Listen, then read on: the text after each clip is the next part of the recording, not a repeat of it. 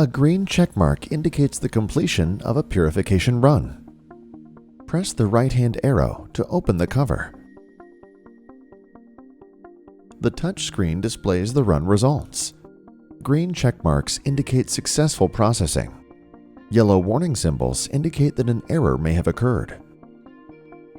Using a pipette, aspirate approximately 40 microliters of purified sample from each well of the leftmost column of the Fluidics chip.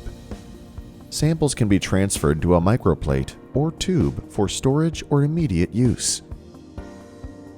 After pressing the right-hand arrow to continue, the touchscreen asks for the removal of the used Fluidics chip. After discarding the Fluidics chip, the touchscreen displays the run results. Save the results to a flash drive by pressing the download button. Press the Finish button to end the run.